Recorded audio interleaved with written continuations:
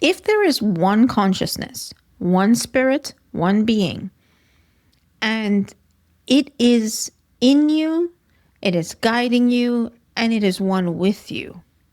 And if you need to surrender, to listen, and to allow this higher consciousness, then where does that leave you?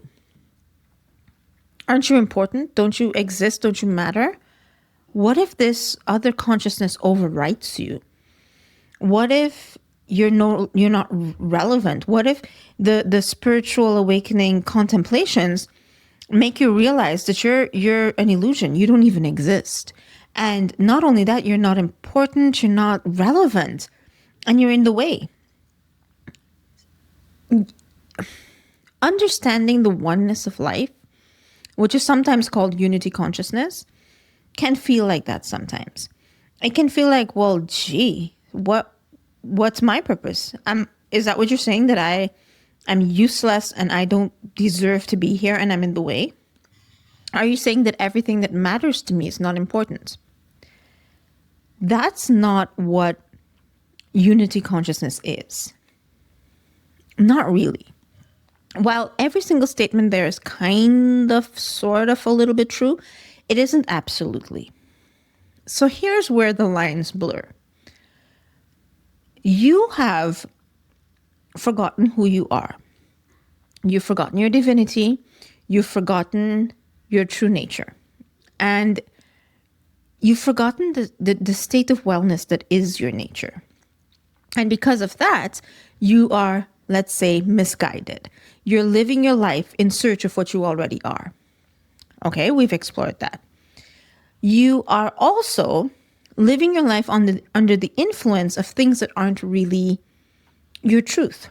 So you're carrying memories, unhealed emotions, fears, traumas, perceptions and beliefs that maybe you developed over time or inherited from your family or the society, and they're not your real you.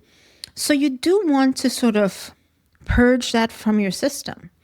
But neither of these two things mean that when you get rid of these things, you don't exist.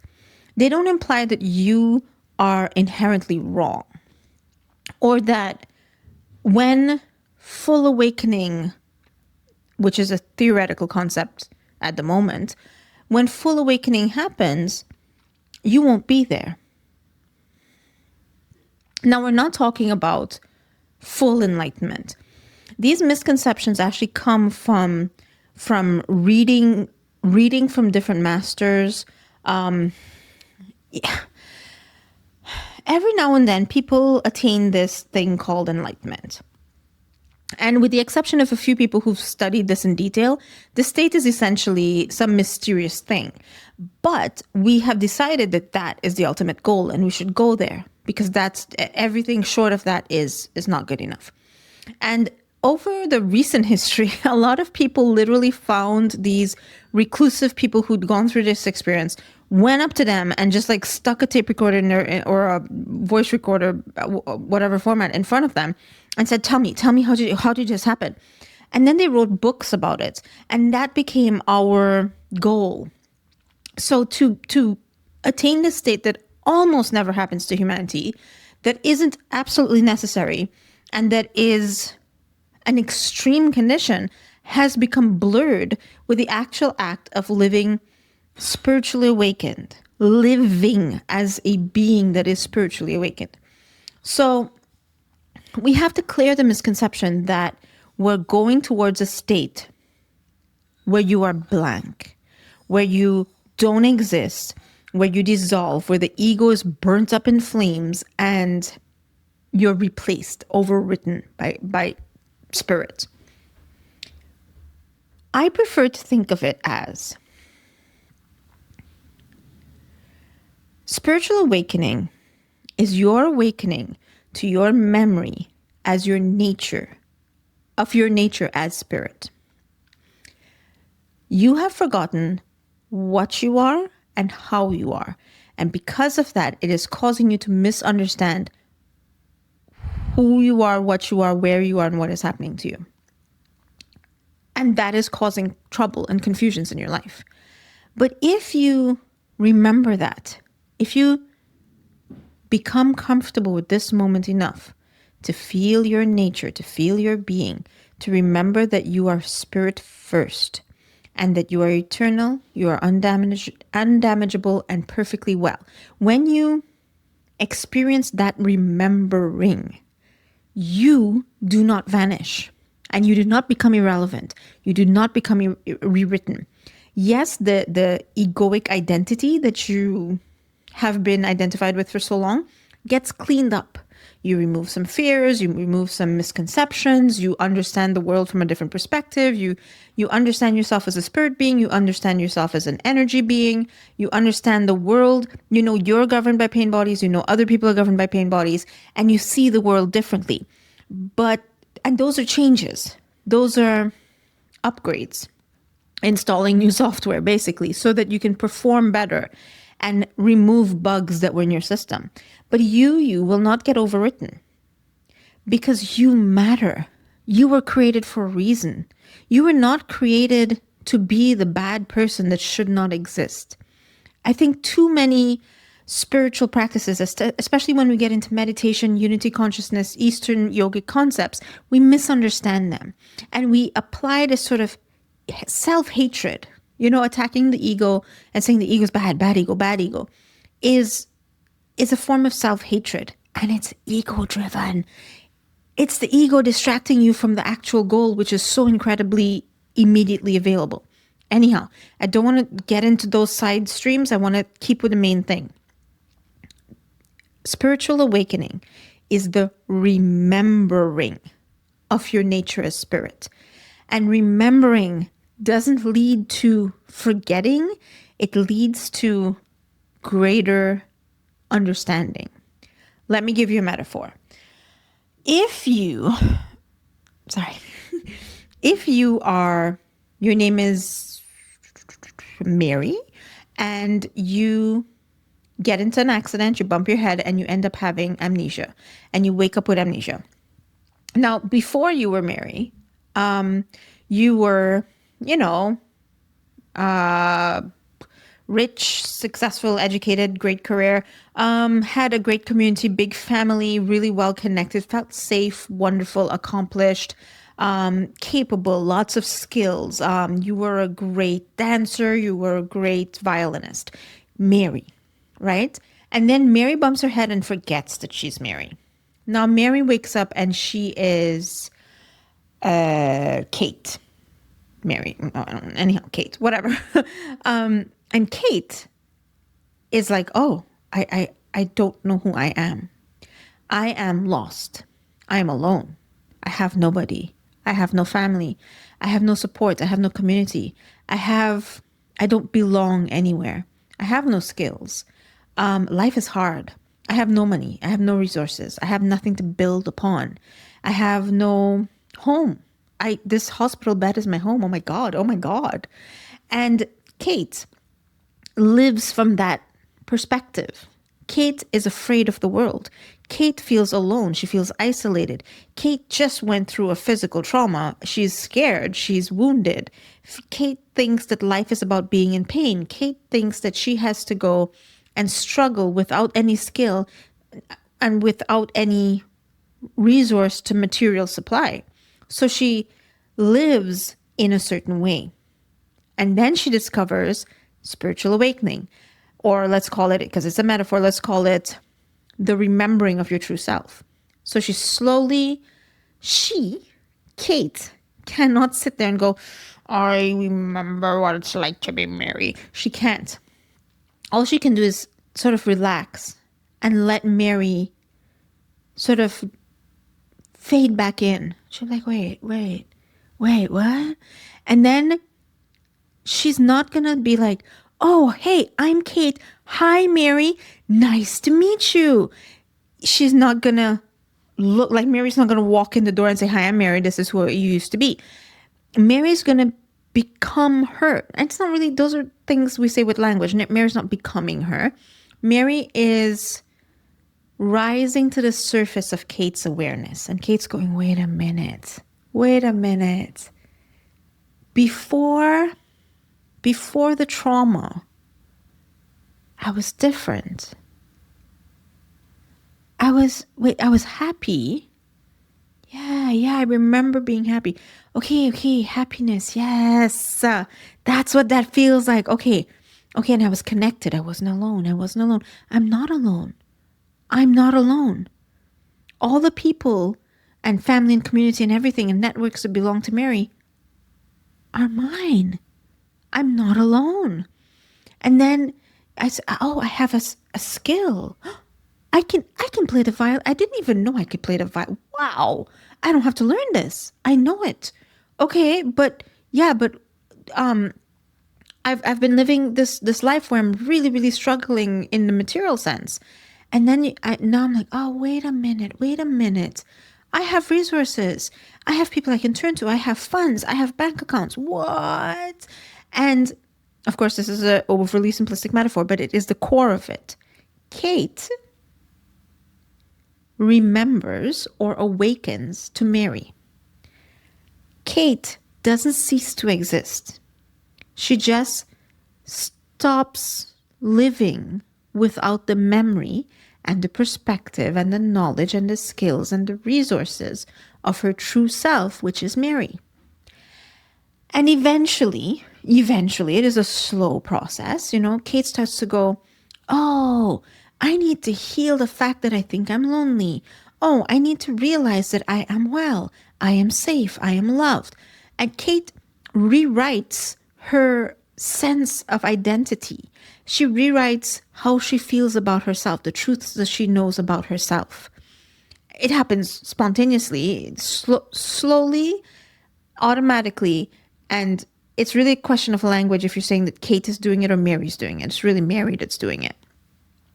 And eventually, after quite a while, Mary remembers fully that she is Kate. Now, Kate doesn't die. Kate is how Mary is living. Kate is what Mary's doing. After years or whatever, it's a metaphor, people. After years and stuff, Kate has friends. She has relationships. She has a job. She has a home. She has hobbies. She has things she likes. And Mary now goes, this is what we're doing. There's no like, screw your life, down with Kate, debt to Kate, let's go back to Mary. No, it's not like that. Kate blossoms into a greater ability because she remembers all the things that she is and that she is Mary with. Mary is wiser and more skilled and more connected and has more resources and remembers how to do the things that Kate is struggling to do. And Kate goes about living her life as Mary. And that's what makes the difference. That's what changes everything. That's why we go through all of this. We're not going through all of this to say, bad ego, down with the ego. I can't wait to die, or I can't wait to become enlightened. Those feelings and attitudes and approaches took over spiritual awakening and put an almost impossible goal in front of us, and then use fear and self-loathing to have us continuously reaching for that. And we're never actually going to, or the vast majority of us are never actually going to reach that. And you don't need to reach that, because the spirit that you are did not come here by accident. It was not a mistake. And it was not something that it is trying to end. It's not like, oh my God, just kill this human, kill this ego, and let's just go back to the spiritual world. You are here to live as this human self. You are here to experience your life. But it's about how you experience the life. How you perceive yourself, and how you perceive your situation, and how you perceive your relationship to help and guidance changes how you live the exact life that you're living now. I'm going to use another metaphor.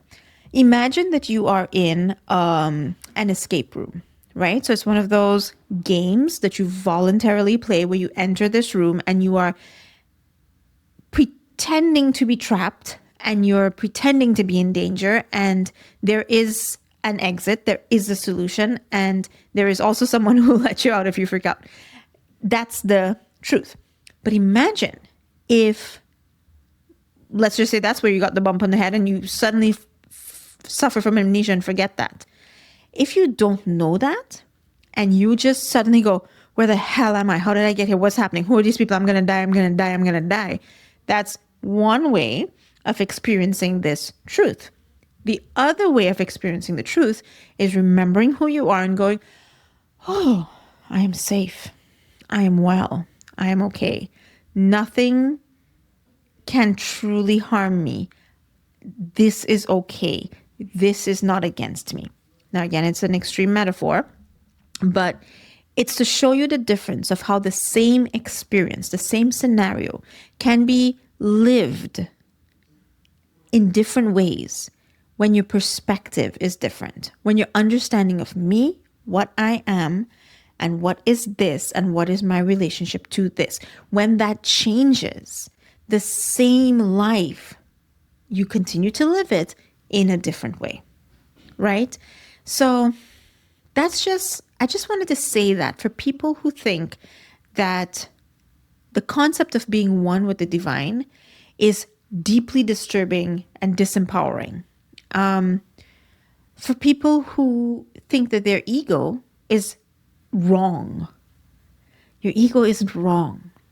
What's wrong is that you have become identified with your ego and take instructions from your ego and understand believe its misunderstandings. That's what's wrong. What you are, the awareness, the consciousness that you are, has begun to believe that it is only an ego.